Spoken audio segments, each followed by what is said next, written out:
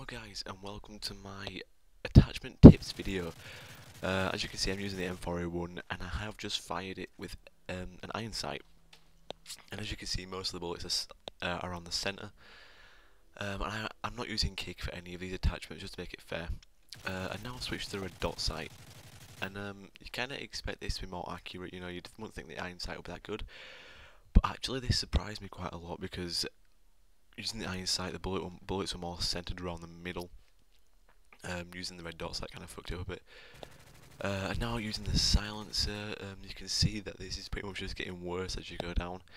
The silencer is good if you want to stay off the radar, but for accuracy wise, maybe it's not the best one to use. Next one up is the ACOG sight. So yeah, I actually expected this to be really horrible. But once I go up closer to it, you'll see that it's actually a really good attachment. It might be difficult for aiming in quite quickly, but it is fairly accurate.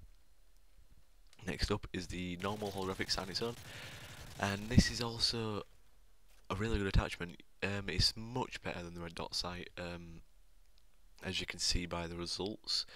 The red dot sight wasn't really centered around the middle. With this one, a lot of the shots are in the middle and fairly accurate. So the next one is the hybrid scope.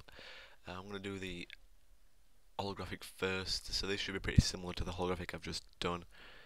And it actually looks quite a lot better than the holographic on its own. It looks like it's more accurate. Next I'll switch to the larger scope, and this one is also quite accurate. I won't really advise using this though, because you can't really see much when you're aiming in, so if someone comes to the side of you, you're pretty screwed. And last but not least is the thermal. Now with this test I do use it whilst holding my breath and whilst not holding my breath. And as you can see, this is pretty much the worst attachment you can use for this gun. There was quite a lot of bullets that were going off target there, and not holding my breath, it's even worse. So yeah, if you're wanting to stay off the radar and have a fairly accurate gun, use a silencer. But if you're not bothered about being on the radar, then just use the iron sights or maybe a holographic sight. So yeah, I hope this video helped you out in any way possible, and I'll see you in my next video. Bye.